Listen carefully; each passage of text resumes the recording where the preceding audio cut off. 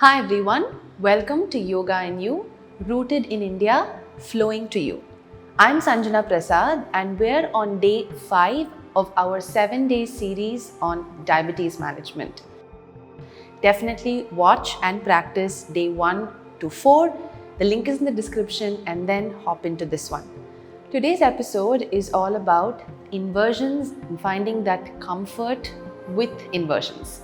Let's get into our practice. When we talk about inversions, we immediately think about going fully upside down into a headstand. But if you notice, even doing a nice deep forward fold can work like an inversion. It is a half inversion. So that is where we're going to start today. So I want you to keep your feet shoulder width apart. Place your palms on your waist. Take a deep inhalation. Lengthen your spine. As you exhale, full forward fold. Go all the way down, bringing your fingertips down to the mat. Take another inhale, look forward, find more space. As you exhale, try to press the palms down. You can even soften your knees here. We're not working more on the legs. Instead, we're trying to allow the upper body to hang loose over the legs. Give in to gravity. Stay there and breathe. 1. If comfortable, you can start to straighten out the knees. 2. 3, 4. In your forward folds, try to keep your exhalations long. Draw the belly in. 5, 6, 7, 8. From here, you're going to step the right foot back, left foot back, drop the knees down. Keep your knees at least mat width apart. Get into child's pose. Arms extended forward. Stay there and breathe. 1, 2, 3, 4, 5. Now, press your palms where they are. Okay, let this be the distance between your hand and leg. Press the palms, reach forward. You're just going to lift the hips up, tuck the toes on the mat, push your hips up and back into Adho Mukha Svanasana. Now, we're not going to focus on straightening the knees or pressing the heels down. Instead, I want you to soften the knees. Think about pushing your chest back towards the thighs. One common mistake we see in Adho Mukha Svanasana, we try to straighten the knees and then you're stuck here where your elbows are tense, your shoulders are tense, there's a lot of tension around the neck. So, I'd rather you bend the knees and create space through the spine here. Lengthen, lengthen, lengthen. Stay there, breathe. 1, 2, 3, 4, 5. We're going to pedal out the feet now. So press one heel down, then the other heel. There is distance between your feet. We're not keeping the feet together. Feet are about hip width apart. 2, 3, 4, and 5. Now, lift your heels up without moving the chest forward. Keep pushing the chest towards the thighs and see if you can lower your heels as much as you can. 1. Again, this is not through force, comes with practice, so take your time with it. 2. Adho Mukha again is a great prep for inversions. 3. Relax the neck and the head. Find your gaze between your feet. 4. And 5. Drop the knees down, heels back, take your hands back, relax in Shashankasana. 1, 2, 3, 4, 5. Roll your spine up, vertebra by vertebra. Another common mistake, or I wouldn't say mistake, but kind of waste of energy that I see in downward facing dog is when you over tense the shoulders, where you're squeezing too much here and your hands are sticking to your ears. We want to create space where we are turning the hand out, and you just create space here, not because your alignment is wrong, it's just because you want to free up any tension around the neck and shoulders. So keeping all of this in mind, freeness around your neck, lengthen the spine, only dropping the heels down when you're comfortable. Let's practice one more round of Adho Mukha Svanasana. So getting into your Adho Mukha Virasana first, your child's pose. Press the palms where they are, tuck the toes, lift the hips up and back. Now first bring awareness to your shoulders. Are you pushing and tensing? If you are, relax the shoulders, let there be space around the neck. Then lengthen and push the hips up and back. And then finally see if you can drop the heels down. 1, 2, 3, 4, 5. Drop the knees and sit back in child's pose. 1, 2, 3,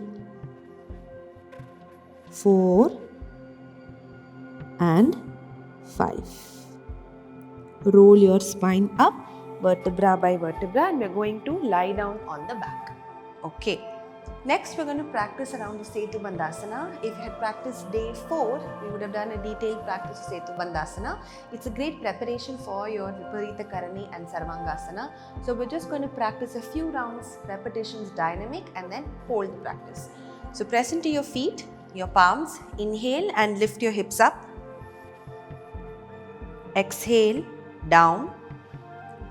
Inhale and lift the hips up. Exhale, down. Inhale, hips up. You're going to interlock the fingers underneath the back. Bring your elbows closer. Lift the hips up. Stay there and breathe. 1, 2, 3, 4, 5. Release. Slowly bring your hips back down. Now we're going to shift towards a wall space. We're going to use the wall for a supported Viparita Karani and Sarvangasana, and then come back to the mat and try it independent. Let's go for it. You're going to find yourself a wall space and you're going to lay your mat down vertically against the wall. You're going to go sideways this way. Ensure that your hips are touching the wall. You can lie down sideways first. Get yourself closer to the wall, and then it's easy to get your legs up on the wall. This way you don't have to lie down and then make these adjustments. Now for Viparita Karani here, we're just going to stay with the legs up. This is also a great way to relax your legs. It helps to relieve any kind of stress, restless leg syndrome. If you've been walking for a long time, if you've been standing for a long time, if you're prone to varicose veins. So it helps with all of that. And it's just a very, very calming, relaxing posture. So you can stay here and breathe. If you stay for longer, maybe there's like a tingling numbness around your toes, which is very natural because of the blood flow, the circulation.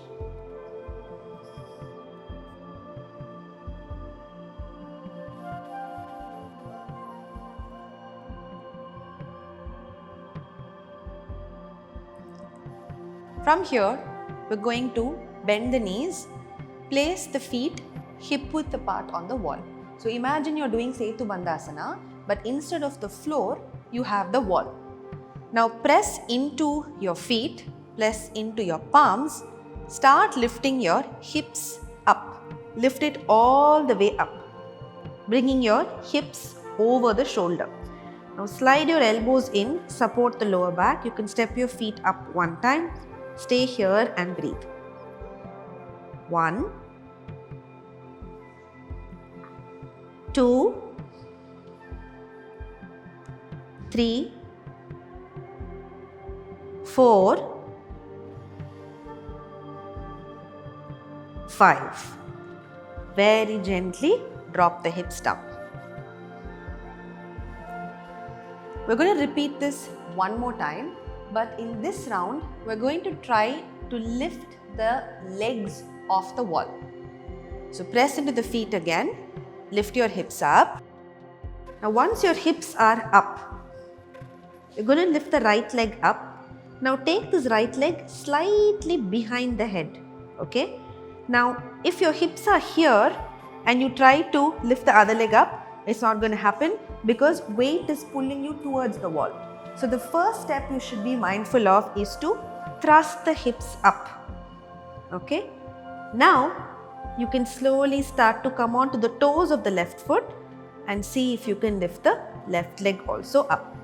I'm not yet straightening my legs out here, so we are still in a variation of Viparita Karani. Stay there, breathe. 1, 2, 3. I'm turning my neck to speak to you, but please keep your neck stable, neutral when you're doing this. 4, 5. Bring one foot back to the wall, other foot. You notice when I'm bringing the feet, I'm still having this alignment. If I start going here, then lifting the legs becomes more challenging. Slowly bring your hips down. Take a few breaths here, relax.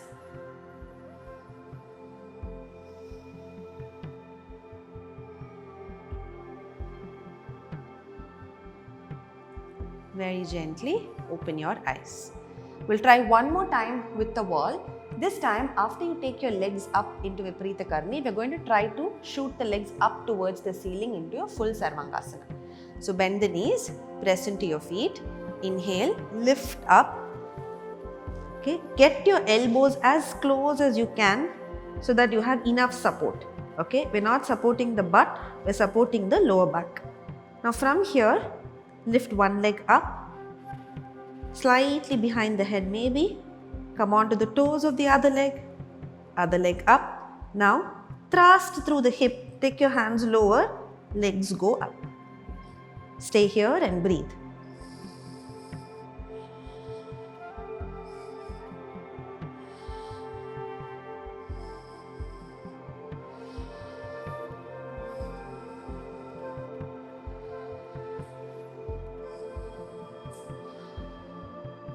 Bring one foot back to the wall, other foot back, and release your hips. Relax here. Watch your breath, slow down.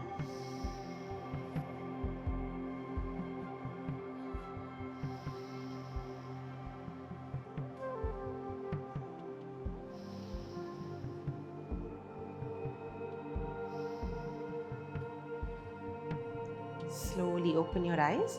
And you're going to turn towards one side and let's come back onto our mat.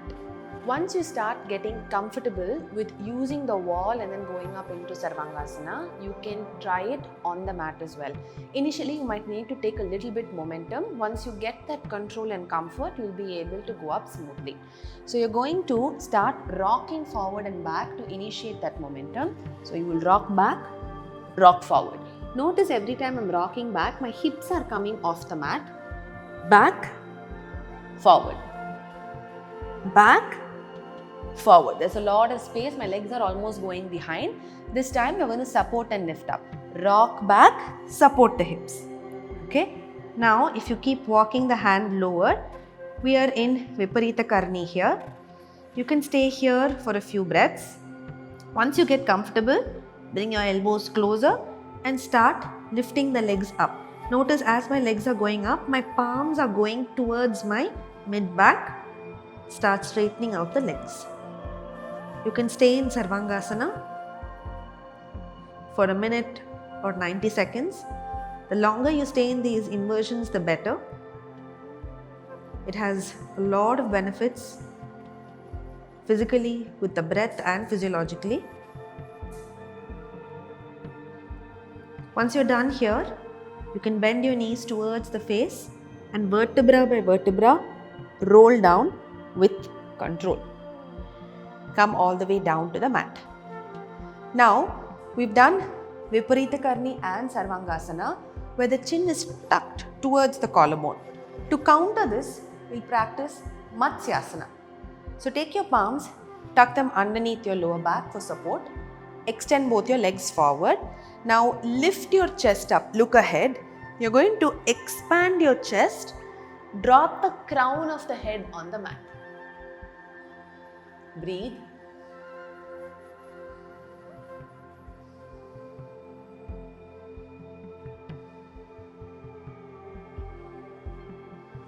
If you're comfortable, you can gaze at the tip of your nose as your drishti.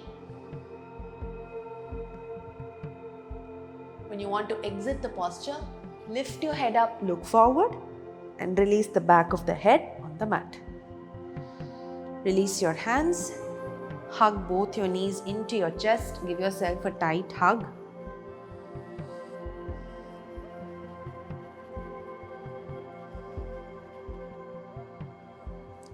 Drop the feet down and settle into your Shavasana. That was day 5 of our 7-day series. This is Yoga and You from India with love and light. Thank you for joining me in this episode, and I'll see you in the next one, day 6.